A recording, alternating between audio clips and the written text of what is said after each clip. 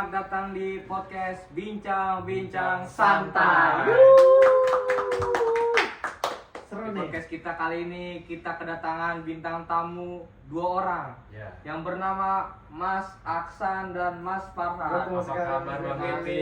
Baik Mas Aksan, Mas Farhan bagaimana Baik, kabarnya? Bang Alhamdulillah. Oke, Bang Devis gimana nih? Baik dong. Alhamdulillah. Walaupun agak sibuk yang penting kita menyempatkan waktu lah. Iya, ya. betul sekali. Nah, jadi di podcast kita kali ini kita akan membahas tentang banyaknya pengangguran di Indonesia, terutama Gen Z nih ya. Dan yang kedua itu tentang maraknya judi online di Wah, Indonesia. seru banget itu. Seru banget sih Iya. topik kita hari ini ya. Benar, benar, Benar, betul Mas sekali. Farhan. Oke. Menuju ke pembahasan kita yang pertama nih ya. Jadi kenapa sih banyak Gen Z atau pengangguran di Indonesia ya, terutama Gen Z?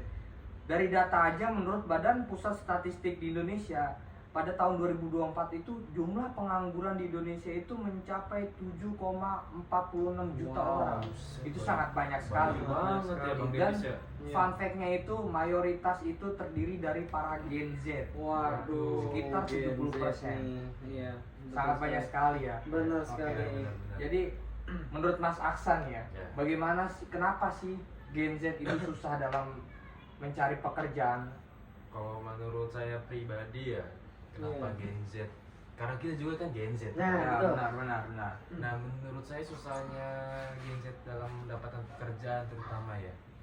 Gen Z tuh terlalu pemilih dalam masalah pekerjaan. Nah, iya itu. Kita memilihnya pasti yang paling pertama tuh gaji. Nah, Ketika loker turun nih, gajinya berapa emang Nah, iya. Terus yang kedua, kerjanya gimana, berapa jam. Biasanya kalau udah denger nih, gaji 3 juta, kerja 12 jam, udah gak bakal mau itu Gen Z. Benar. karena menurut dia gajinya sangat kecil Nah, sekali. iya. Padahal itu dirinya sendiri itu tidak bisa berkontribusi kepada Nah, perusahaan iya. ya, seperti itu ya. Pengalaman aja belum punya Nah, gitu. itu Kan fresh masalah graduate. utama ya. Pengalaman aja belum punya, relasi nggak punya, relasi Nah. paling temen nongkrong Ya, doang. iya. Yang temen nongkrongnya juga nggak tahu sih kalau itu pengangguran atau bukan ya. Kalau pengangguran namanya bukan relasi kan. Iya. Oke. Bener-bener Mas Aksan. Bicara tentang relasi nih ya. Iya. Relasi itu menurut saya itu sangat penting, terutama di bagian Gen Z ya, dalam mencari pekerjaan itu.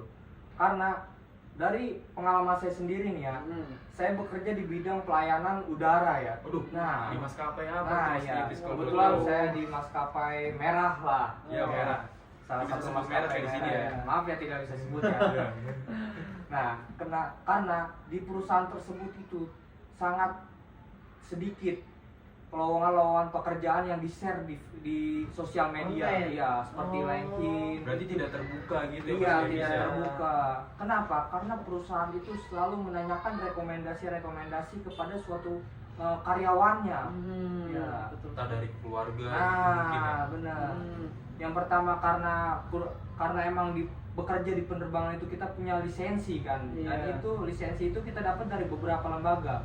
Nah, dari perusahaan tersebut biasanya itu bekerja sama dengan beberapa lembaga. Oleh karena itu jika perusahaan itu membutuhkan karyawan itu biasanya itu dari lembaga-lembaga tertentu. Tentu. Iya, itu sangat penting sih relasi bagi kita ya. Nah, kalau dari Bang Farhan sendiri mungkin nih, apa sih faktor-faktor yang bisa dibilang jadi penghambat Gen Z dalam mendapatkan pekerjaan gitu? Yang satu, Selain dari relasi tadi, Bang iya, Farhan. yang satu ini sih jangan sampai kita mengenal yang namanya gengsi. Oh, Iya, agak susah tuh kalau iya, gengsi ya. betul sekali. Susah itu. Gengsi itu sangat gimana ya? Kalau misalnya kita udah mengenal gengsi, udah itu kita benar-benar susah yang namanya berbaur nyari pekerjaan tuh benar-benar susah. Makanya kita apapun pekerjaannya yang penting dilakuin, yang penting halal. Nah, itu makanya halal, yang penting gak judol guys. nah judol itu judol Karena itu sepengetahuan saya ya, Gen Z itu pengen sekali yang instan-instan Nah, mendapatkannya ya. Kayak judol itu termasuk ya Bang Nah, Devis ya. benar. betul sekali. Kebetulan kita lagi ngomongin Edukasi judol. tentang judol nih guys. Oke, mengenai judol nih. Iya. Jadi kan banyak nih ya di Indonesia itu marak yang situs-situs judol ya. Dan itu kebanyakan itu mengarahnya ke Gen Z ini. Iya. Kalau menurut pandangan Mas Aksan nih, gimana sih dan kenapa judul ini mengarah ke Gen Z? Satu, kenapa menurut saya pribadi judul-judul ini mengarahnya ke Gen Z ya? Iya betul. Karena kan kita Gen Z nih. Gen Z tuh masuknya sebagai generasi yang melek sama teknologi lah. Iya. Dan kebetulan judul ini tuh gampang banget diakses di internet. Dan bahkan pemerintah pun gak mampu gitu buat melakukan all-block semua Pemblokiran. judul. Gak mampu. Dan maraknya kenapa Gen Z karena otak-otak dan mental-mental instan. Ibarat kata kayak kita lah, masukin duit gocap jadi 1 juta gitu misalnya. Itu kan paling gak nyampe berjam-jam kan, gak nyampe kayak orang kerja lah 12 jam gitu, sejam bahkan kurang gitu. Dan itu otomatis kayak bakal nimbulin apa ya, respon ke otak kita kayak, oh nyari duit gampang banget nih. Nah, iya. Cepat lagi. Gak nyampe berjam-jam dapat Gak segini. capek, gak apa, Iya. tapi dapat uang Gak lumayan lah. cukup besar gitu. Iya. Padahal kalau dilihat dari podcast yang lain itu juga kan banyak ya edukasi judul, dan itu banyak mengundang narasumber yang bener-bener Yang dia dia ahli ahli, judul. iya. Dan bahkan ada yang bandar. Nah, Iya. nah itu juga bandar itu juga udah menyebutkan bahwa emang judul itu settingan gitu. Iya. Kenapa banyak masyarakat itu masih Percaya percaya kan? bahwa judul itu bisa memberikan keuntungan kepada kita gitu. Iya. Ya. Kalau nggak dapet dibilangnya belum oke. Iya. Nah, Kalau Nah. nggak gini alasannya, tadi gue salah pola nih. Nah. Biasanya kayak gitu. Oke, dari Mas Farhan sendiri nih, kenapa Hmm. sih banyaknya judul yang masuk di Indonesia? Dikarenakan satu ya, Ya. pendapatannya secara ya tidak capek gitu, maksudnya Timbang nge-tap HP lah. nah Oh, di iya. TKT, dan itu pun dapatannya lumayan cukup besar juga ya, bisa sampai puluhan bahkan ratusan juta. Yes. Makanya judi online itu sangat bisa daya tarik orang tuh bisa ingin, wah nanti dapat gede nih, Iya, iya. masang segini dapat gede nih. Hmm. Nah jadi begitu Bang Depis. Oke, benar. Nah, kalau misalnya judul nih kayak nggak disetting lah. Sorry guys.